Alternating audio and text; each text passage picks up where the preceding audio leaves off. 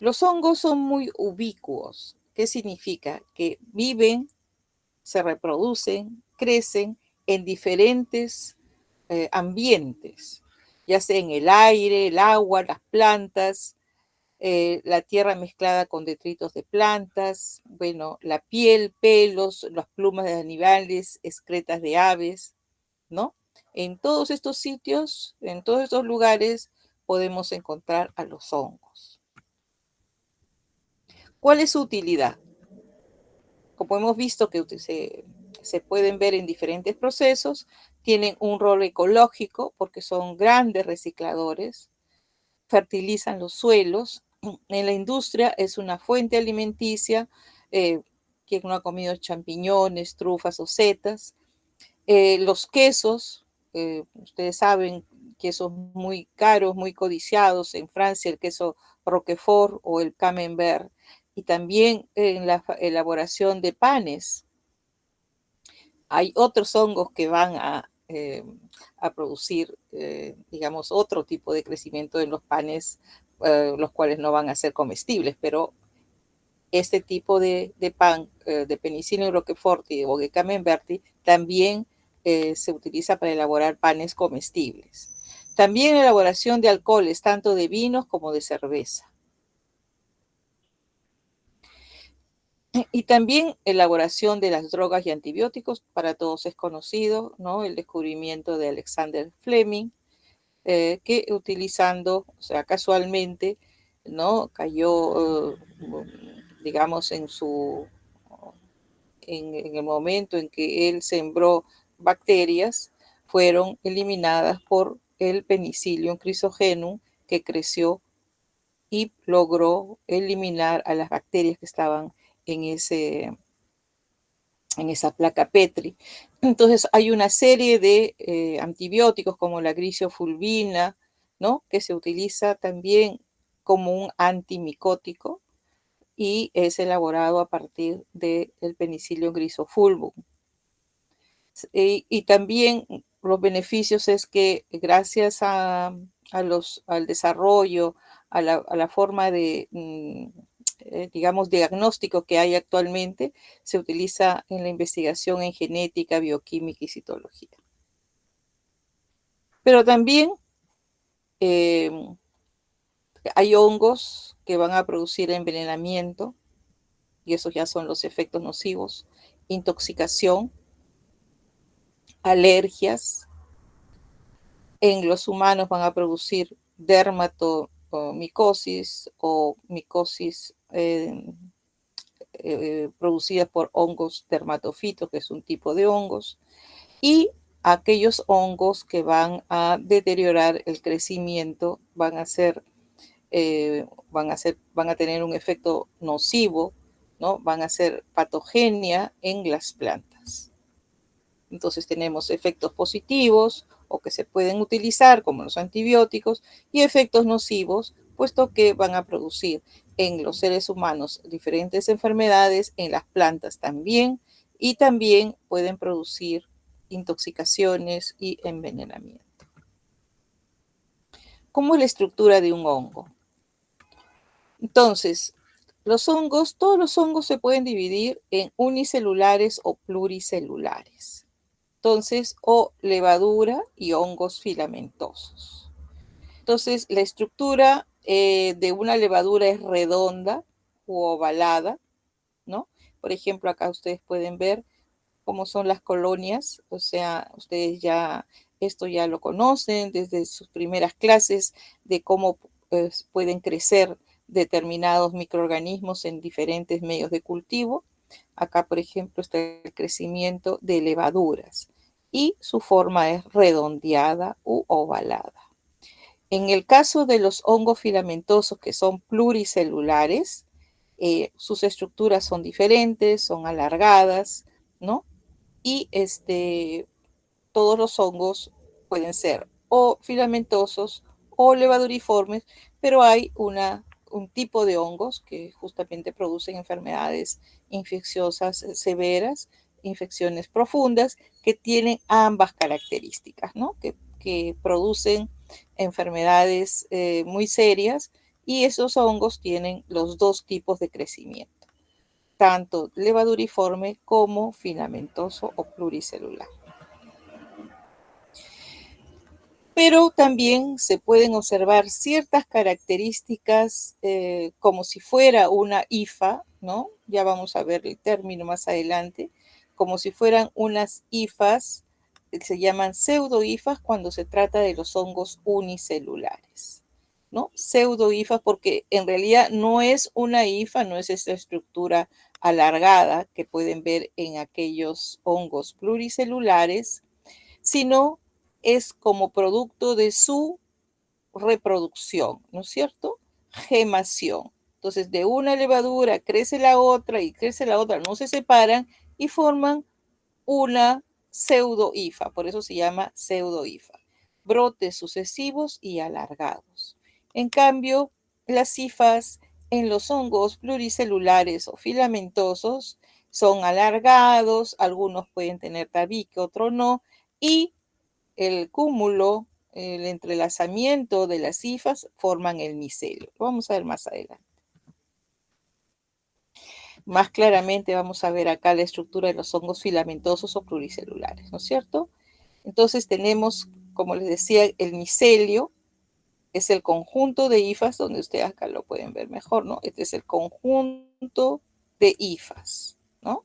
Conjunto de hifas que pueden medir desde unos cuantos milímetros hasta varios metros, que puede ser incluso visible a simple vista con el aspecto de moho, que lo pueden observar, por ejemplo, algunos tipos de hongos encima cuando se deteriora, por ejemplo, la naranja, la papaya o los panes. Vamos a ver esos tipos de hongos más adelante.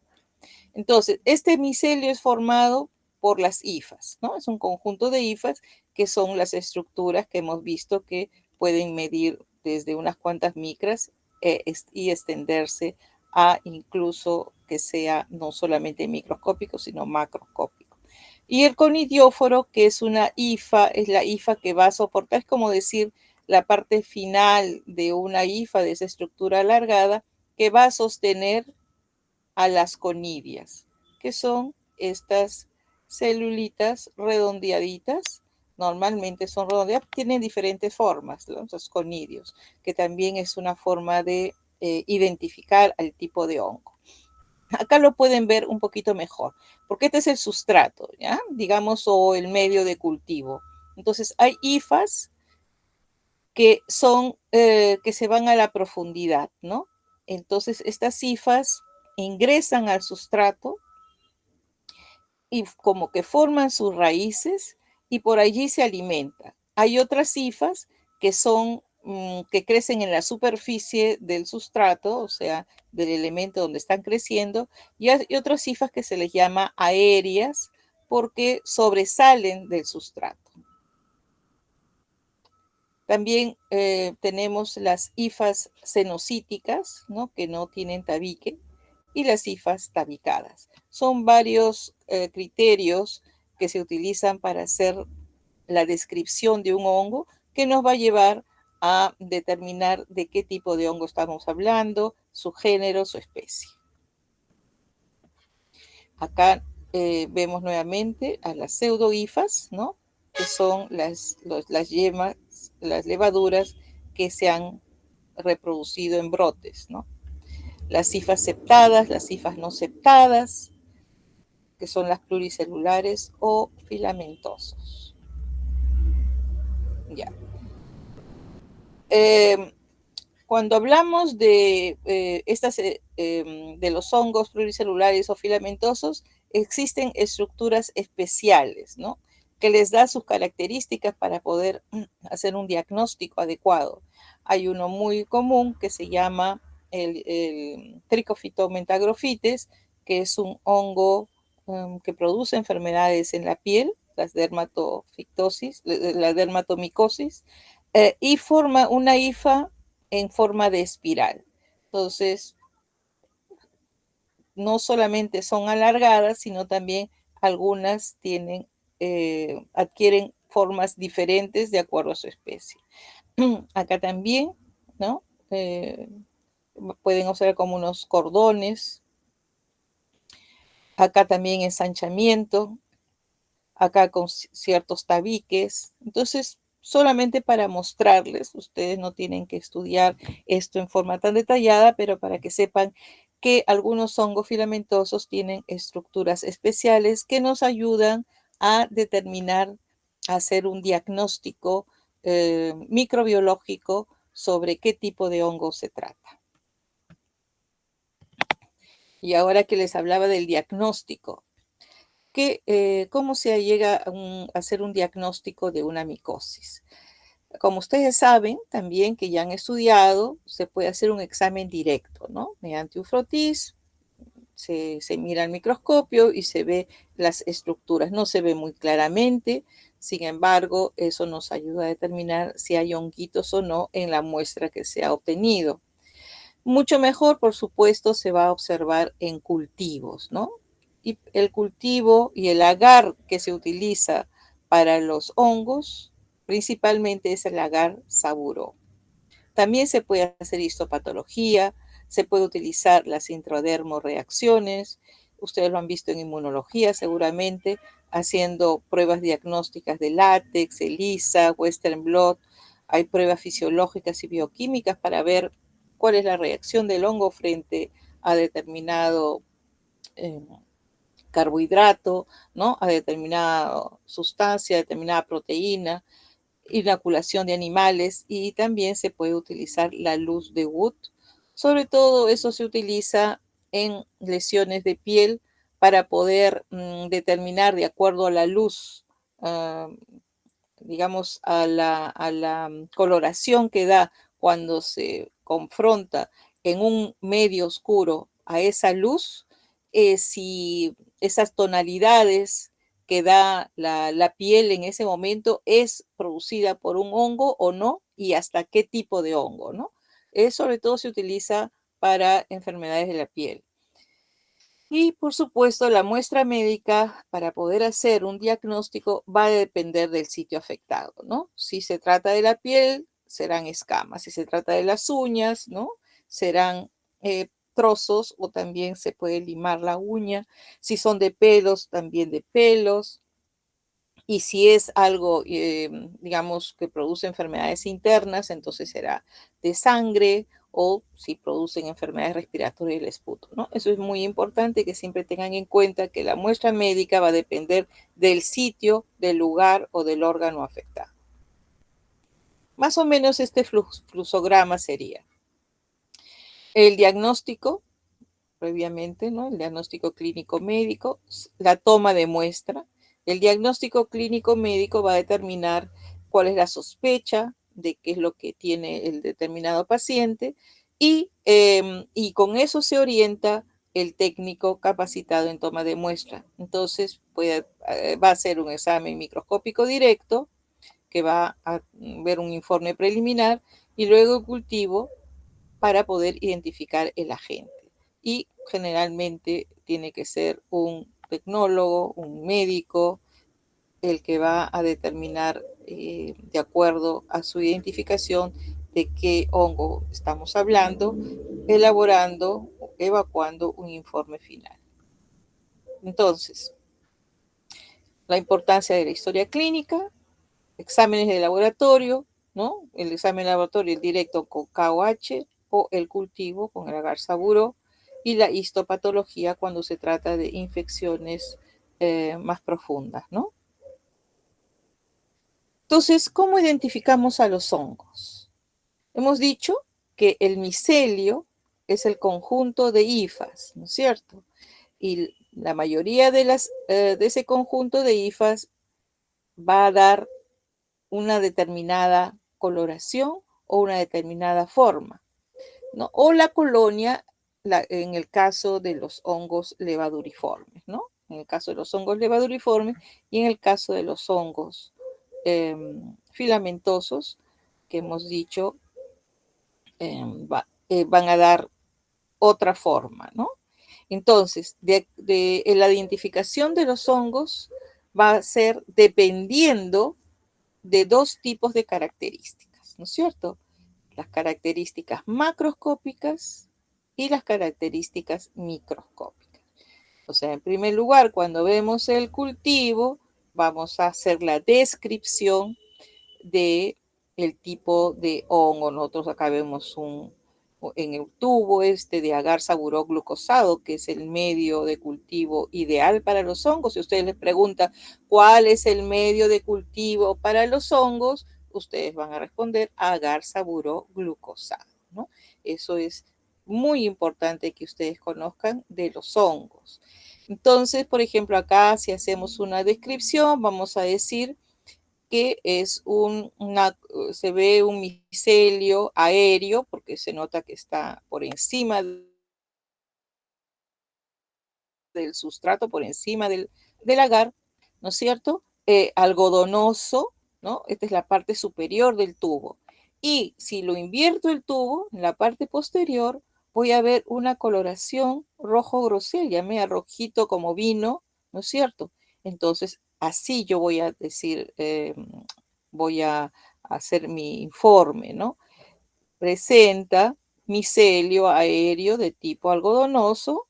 Al reverso se observa un color rojo vino, ¿no es cierto? Y también importante la velocidad de desarrollo, o sea, el tiempo que demora en crecer.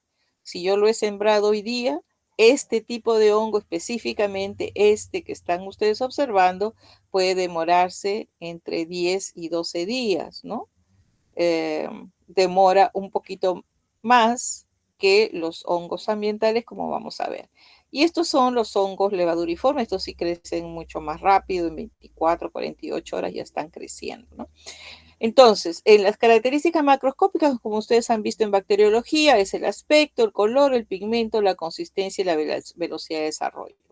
Entre las características microscópicas, entonces allí vamos a poder observar las famosas hifas que les he dicho con sus terminaciones características, ¿no? Con las conidias, la disposición de las conidias, el color de las conidias que va a determinar de qué tipo de hongo estamos hablando. Por ejemplo, si se ha tomado la muestra de este hongo que crece en forma de algodón, ¿no? Tiene consistencia de algodón, lo que va a aparecer son unas hifas alargadas con abundantes microconidias y nos ayuda a hacer tanto la macroscopía como la microscopía, podemos hacer diagnóstico que se trata del Trichophyton rubrum, ¿no es cierto? Para hacer los microcultivos, o sea, para preparar un microcultivo se necesita un poquito mayor tiempo porque primero tienen que crecer en el agar saburó, ¿no es cierto? Y luego se pone se pica en un cuadradito del agar saburó, un recortecito de 2 centímetros, ¿no? Que es ustedes lo que van a ver seguramente en el laboratorio.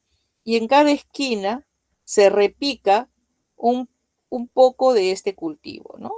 Se repica y luego con la ayuda del azul del lactofenol, con una laminilla encima, se puede observar al microscopio. Entonces, el agar saburoglucosado es el medio de cultivo para los hongos y, y el azul del lactofenol es lo que nos va a ayudar también a poder identificar al hongo. En el caso de las levaduras, estamos viendo que la forma es redondeada u ovalada, como se les explicó anteriormente. Entonces, el examen directo en fresco entre lámina y laminilla y luego el aclaramiento con KOH del 10 al 20%. ¿Qué significa aclaramiento? Como estamos hablando sobre todo de las lesiones de piel, uñas o pelos, ¿no? Estas escamas, por ejemplo, de la piel, eh, como son escamas de piel y dentro de las escamas de piel están los hongos, entonces con esto aclaramos, eh, digamos, hacemos desaparecer las escamas para que quede solamente los hongos, ¿no? Los filamentos. Se puede utilizar la tinta china, también se puede hacer coloraciones de Gran Giemsa y otras, y con los cortes histológicos se utiliza como ustedes ya saben, como en todos los histopatología que han estudiado, el musicarmín de Mayer, el Goemery-Grocott, la hematoxilina eosina y otros. Como les decía, el medio más importante que se utiliza en micología es el agar saburó, ¿no? Con clorafenicol para deprimir el crecimiento de un tipo de hongos y favorecer el crecimiento de levaduras y hongos filamentosos. Entonces, pero hay otros, ¿no es cierto?, que ya van más específico a algo que nosotros buscamos o para poder también conocer otras características de los hongos y va a reforzar nuestro diagnóstico, ¿no? Por ejemplo, el agar papa destroza para los hongos filamentosos. El agar micobiotics o micocel es un órgano ya, es un medio de cultivo ya industrializado que tiene un uso restringido y inhibe varios hongos sensibles a la cicloheximida, inclusive dice levaduras. ¿Qué significa sensibles a la cicloheximida? La cicloheximida es un antibiótico que va a inhibir el crecimiento de hongos como los hongos ambientales, pero también incluso puede inhibir el crecimiento de levaduras.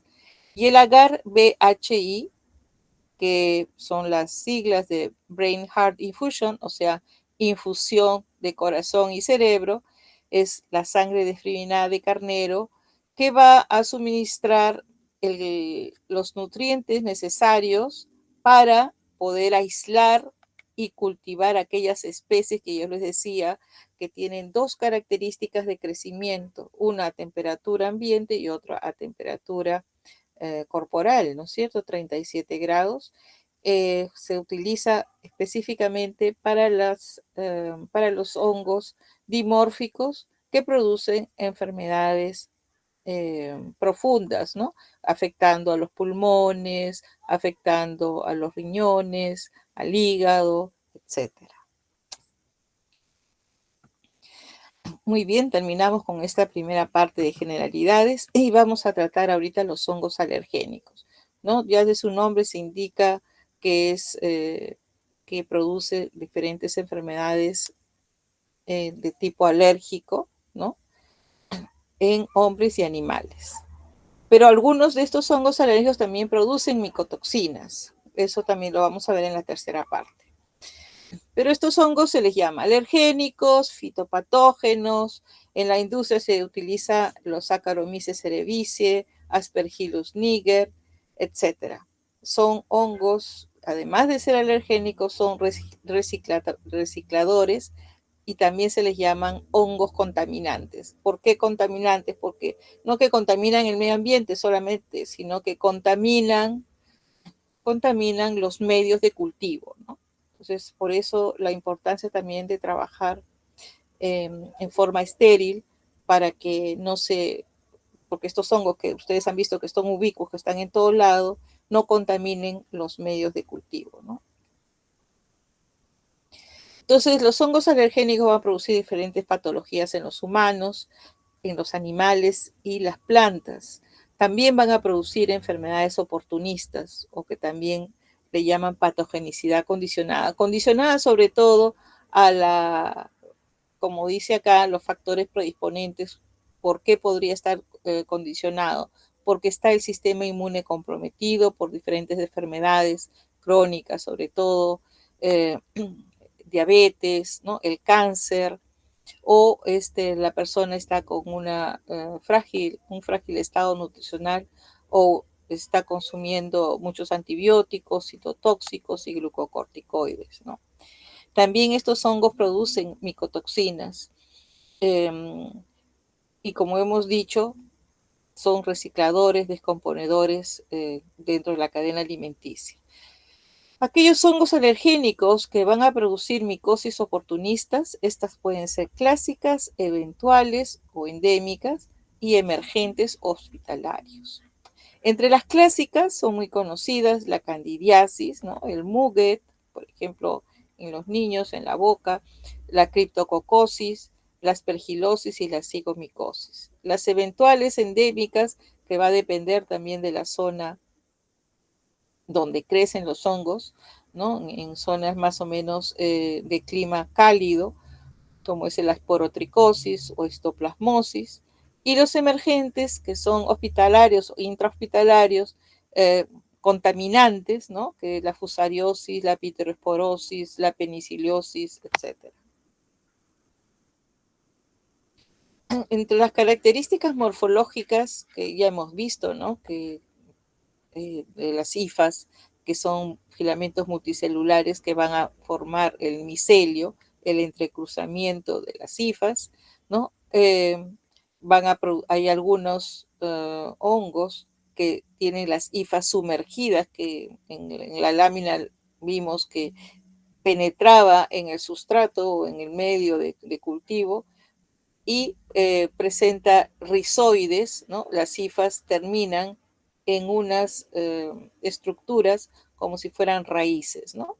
Ese es el rizopus. Algunos tienen hifas aéreas, que es el que se ve, el micelio, ¿no? El entrecruzamiento de las hifas, y otras son vegetativas, ¿no?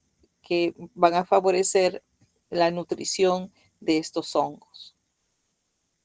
Y hay unas estructuras que se llaman esclerosios que les ayudan a resistir el calor.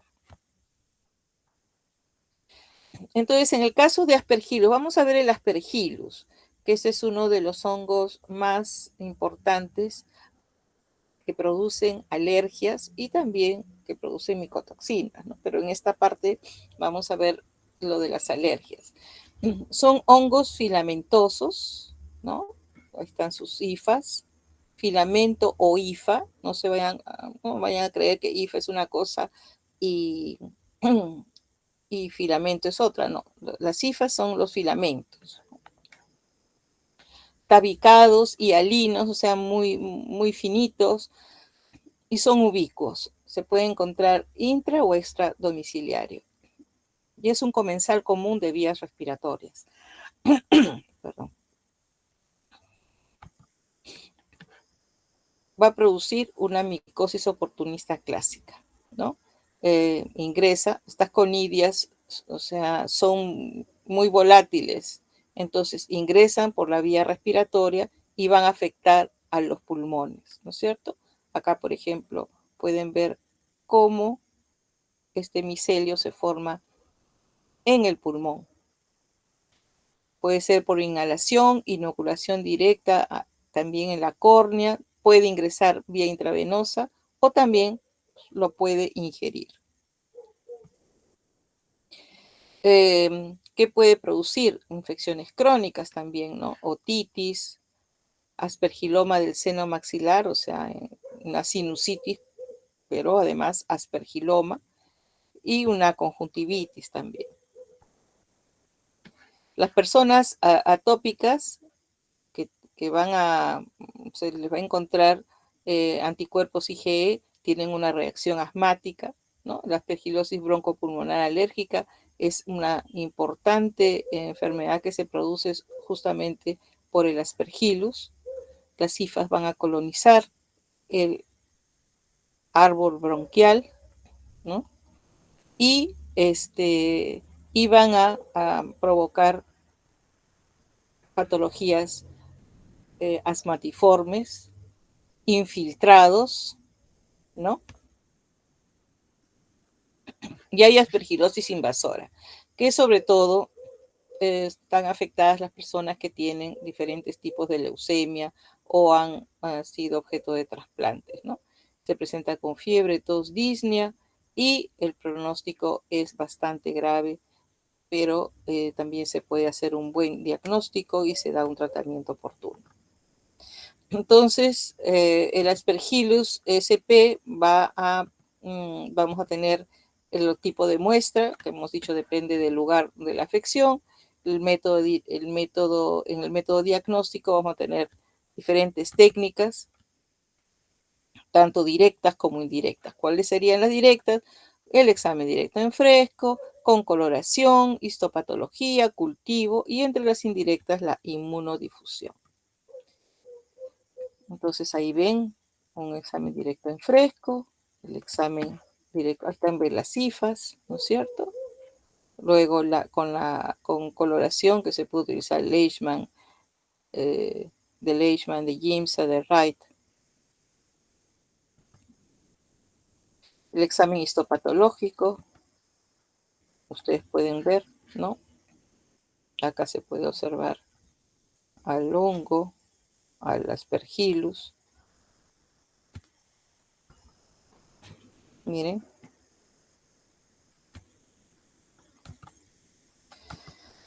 Entonces, agar saburó y también se puede, cuando afecta al ser humano, entonces también se puede cultivar en VHI, ¿no? O sea, estamos hablando ya del esputo o de, em, un histopatología.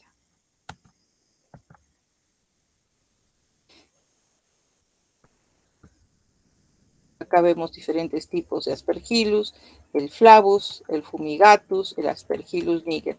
Ese tipo de hongos contaminantes y que producen alergias, alérgenos o anemófilos también se les llama, su tiempo de crecimiento es muy rápido, en 3 días crecen, ¿no? Diferentes, unos son verdosos, otros son medios celestes, oscuros, y se llama Aspergillus niger porque tiene la característica de ser medio negruzco. Y entre las técnicas indirectas, la inmunodifusión, ¿no? Que ustedes también lo han podido ver en el capítulo de inmunología. El penicillium también es muy contaminante, es un contaminante común de los alimentos, pero algunos van a ayudar a elaborar quesos, ¿no? En el caso también del penicillium también está vinculado a la elaboración de micotoxinas, producen micotoxinas como ocratoxinas, iteroviridina y patulina, que son importantes contaminantes, productores de micotoxinas. Pero aquí están los quesitos que son elaborados gracias a la maduración, gracias al Penicillium camemberti y Roquefort.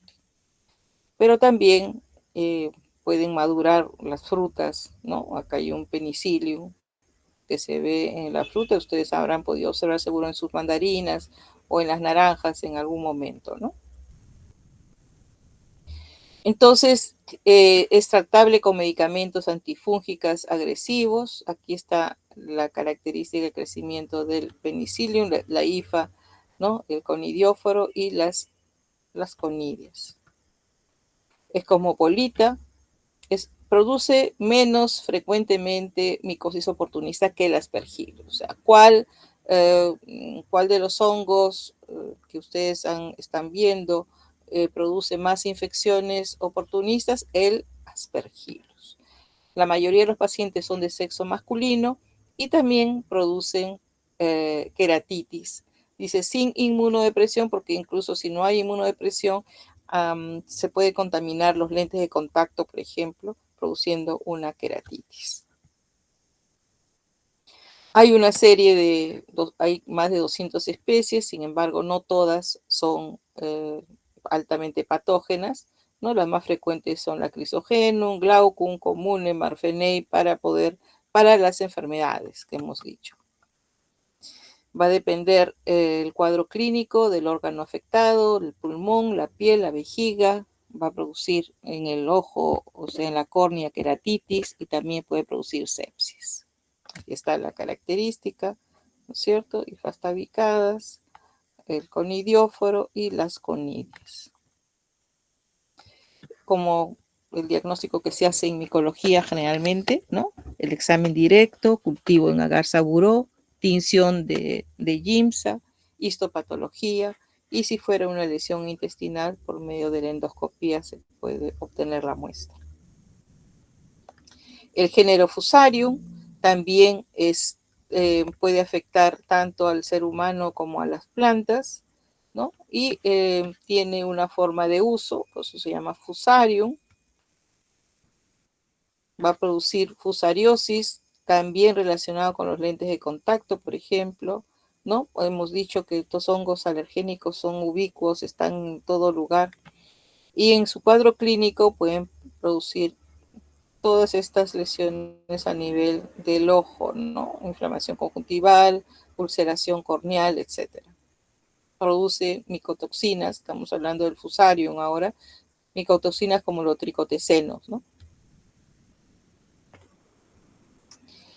Para el diagnóstico, un examen directo y el cultivo, ¿no? Acá podemos ver diferentes especies de fusarium, ¿no? Ustedes pueden hacer una revisión para ver cómo son estos hongos macroscópicamente. Y los cigomicetos son también hongos alergénicos que son filamentosos, y su micelio, eh, su micelio es aéreo, pero también es, eh, digamos, dentro del sustrato, ¿no? Vegetativo. Sin embargo, mientras que hemos visto hasta ahora hifas tabicadas, en el caso de los cigomicetos no tienen tabique, o sea, ustedes no ven los tabiques atravesando la hifa como si lo podrían ver en este acá, por ejemplo, el fusarium, ¿no? Ahí ven unos tabiques.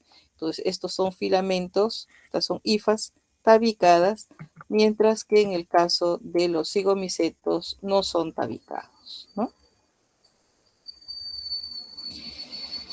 Eh, Cuando se habla de patogenicidad es mínima en personas sanas, grave en los grupos susceptibles, ¿no? Tenemos las especies más comunes de cigomicetos, Alapsidia, Rhizopus y Mucor. Probablemente ustedes van a ver en su práctica el Rhizopus. Como ven que sus conidias también son muy volátiles, hay tres formas frecuentemente se infecta: a través de la inhalación de las conidias, ingestión en los alimentos y el pan, e inoculación directa en tejido cutáneo y subcutáneo. Para que ustedes vean la importancia siempre de airear la casa, ¿no? Los cuartos, cuidar que los alimentos, específicamente el pan, no esté mucho tiempo en un lugar húmedo, etcétera.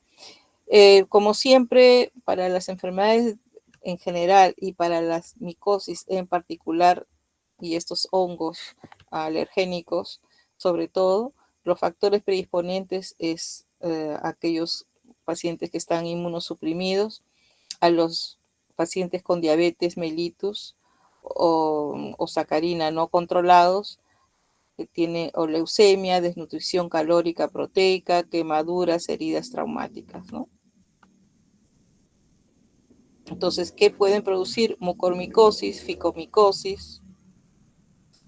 Incluso hay una enfermedad muy mortal que es la rinocigomicosis, porque este tipo de hongos en personas con las defensas bajas, inmunodeprimidos, tiene una capacidad invasora muy importante, ¿no?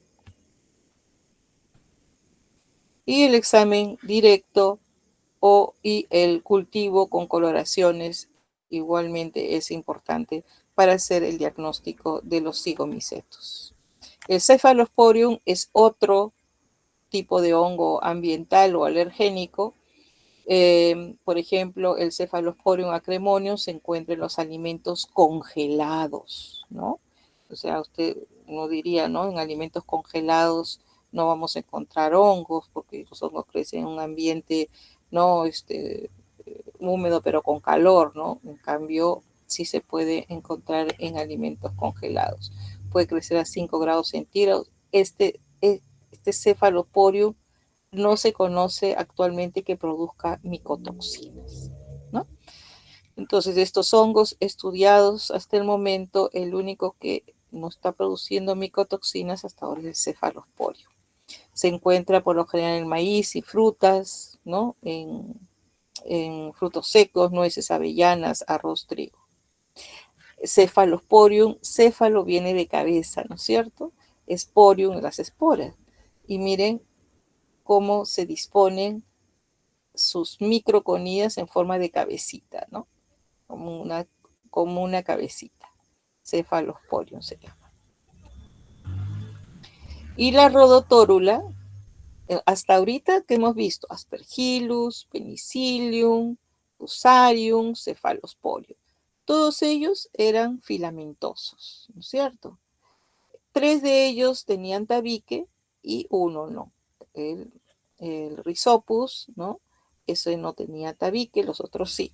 La rodotórula es levaduriforme, ¿no? Es levaduriforme. Mientras que los otros eran filamentosos, este es levadura. Se encuentra aire, suelo, lagos, productos lácteos, puede colonizar plantas, humanos, otros mamíferos, pero también se le considera un contaminante común. Puede infectar a las personas con el sistema inmunológico deprimido. Rodotórula rara vez se aísla como agente causante de micosis oportunistas en los huéspedes sanos, pero en huéspedes vulnerables, como pacientes con SIDA o leucemia.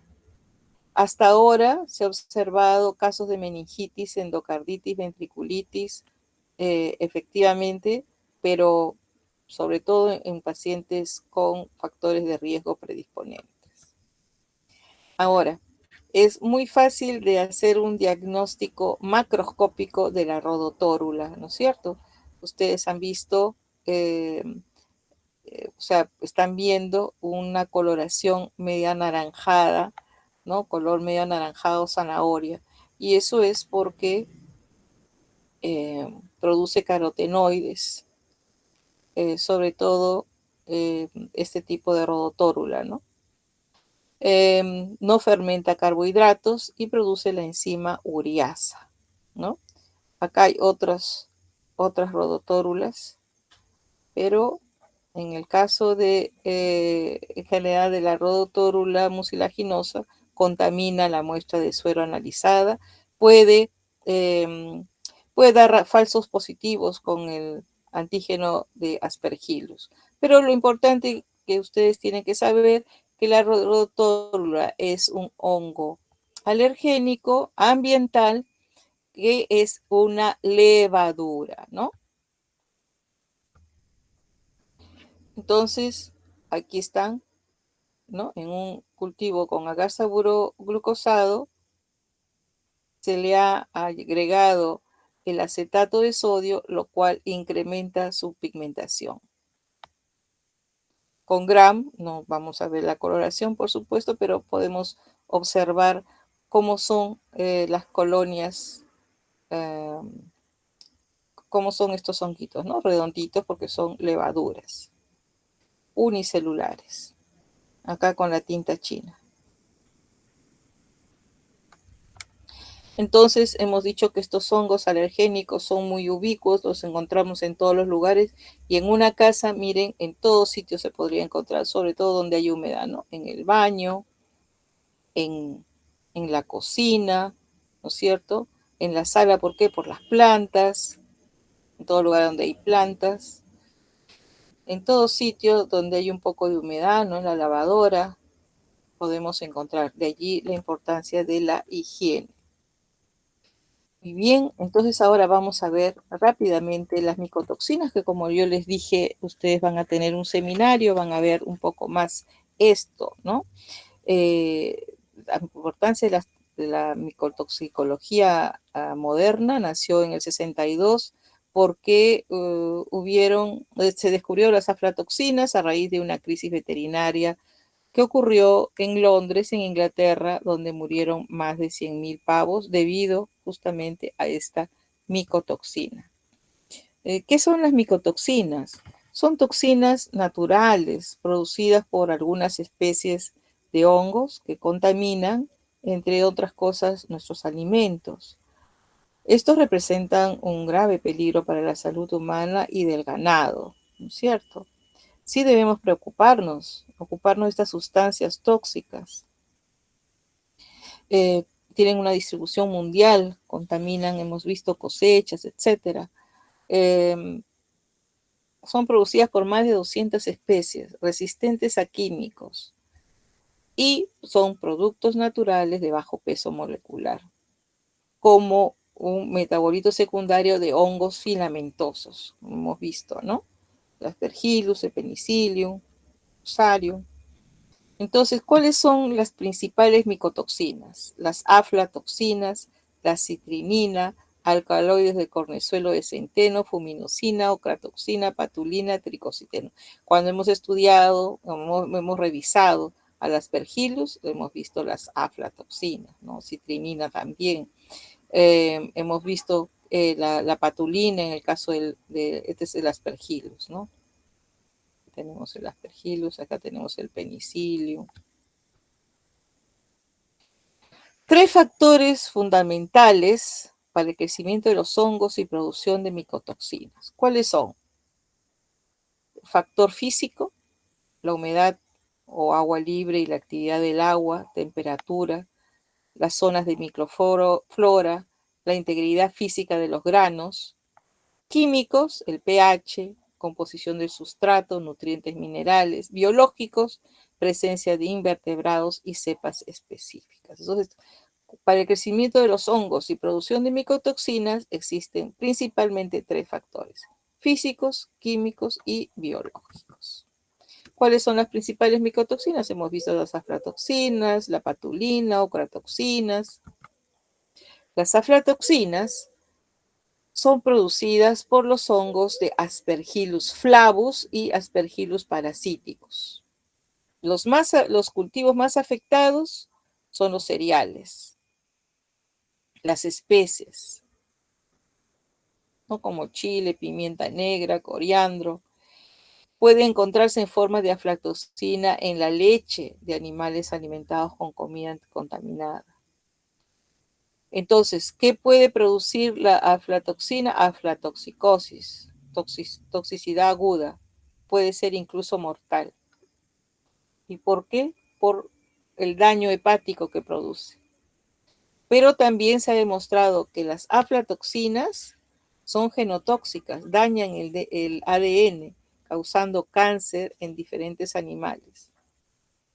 Y también ya existen pruebas de que pueden causar cáncer hepático en el ser humano.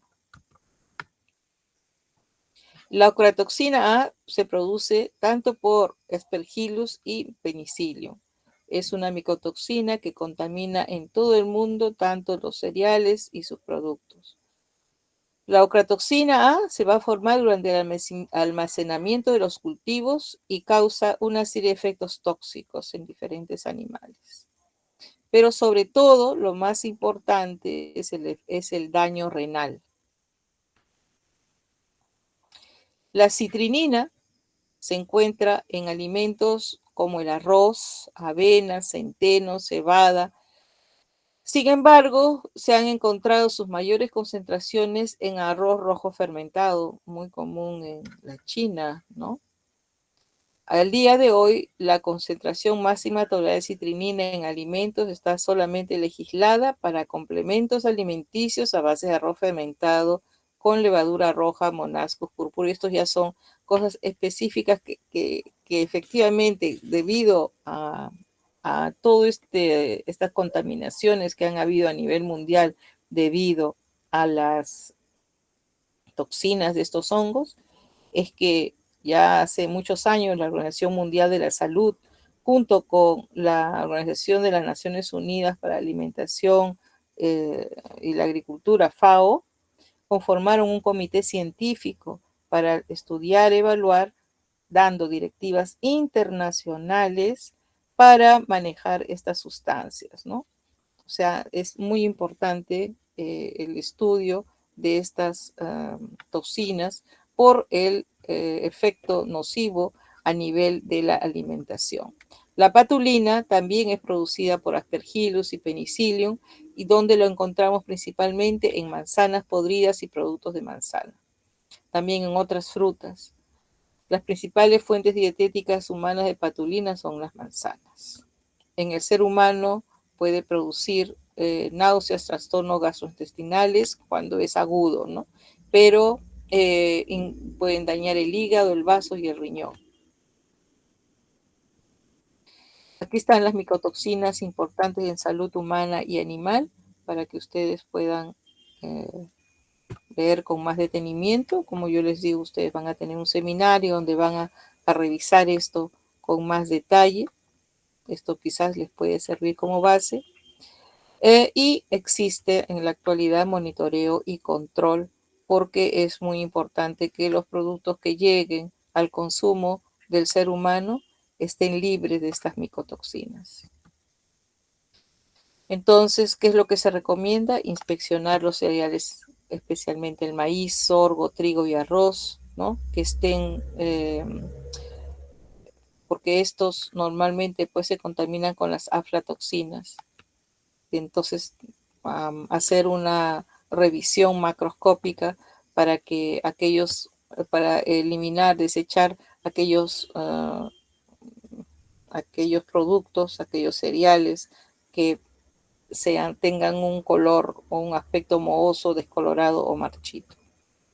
Los tratamientos para las micotoxinas son métodos físicos, métodos biológicos y métodos químicos. En métodos físicos, eliminación y descontaminación. En métodos biológicos, descontaminación. Y métodos químicos, la inactivación. Acá hay dos pequeños estudios que de repente les puede servir, que son aquí en el Perú. La determinación de micotoxinas por el método de ELISA en soya para aves en producción en la provincia de Chincha en el año 2016.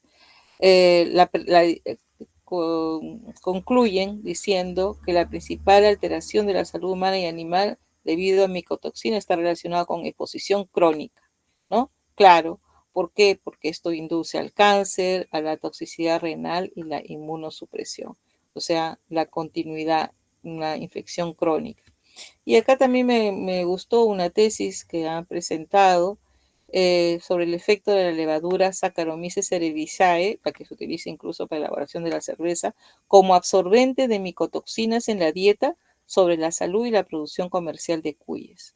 Esto es bien importante porque ellos encuentran que a partir de los resultados concluyen que la inclusión de la levadura como absorbente de micotoxinas en la dieta tiene efecto positivo sobre la salud, producción y beneficio económico en la crianza de cuyes con fines comerciales. Así que una levadura, o sea, un hongo, puede utilizarse para, eh, para evitar que las micotoxinas influyan influyan negativamente en la salud, en el consumo de estos productos que comen los cuyes y para fines comerciales. Entonces, en conclusión, ¿qué podemos decir sobre las micotoxinas? Que siguen siendo un problema real y afecta silenciosamente la salud pública, sobre todo en países en vía de desarrollo. Que podemos concluir también que la investigación en este tema es fundamental para poder disminuir su impacto por los efectos que hemos visto que incluso en el ADN, ¿no? Mutagénicos, carcinogénicos, por estas sustancias. Y es necesario que las comunidades en riesgo sean educadas a través de diferentes tipos de seminarios, talleres sobre la importancia de esas toxinas para que pueda percibirse el gran daño que causa a la salud de los seres humanos, de sus animales y en los cultivos agrícolas. Aquí está, en cada área he dejado la bibliografía y esto sería lo que yo tendría que presentarles. Si ustedes tuvieran alguna pregunta, alguna duda o algo que quisieran decir, lo único que yo les agradezco por la atención. Espero que esté más o menos claro. Yo sé que a esta hora probablemente no puedan captar muy bien, pero como ya se les envió una semana antes, prácticamente ahora yo he hecho hincapié en algunas nociones que las deben tener muy claras para poder edificar su conocimiento sobre la micología. ¿Delegado? Profesora, yo no habré ninguna pregunta. Sí. ¿Va? No habré ninguna pregunta. Gracias por la No hay clase. ninguna, yo entendí, hay una. Ya, muy bien. Entonces, les agradezco por la atención y bueno, en todo caso, si hubiera alguno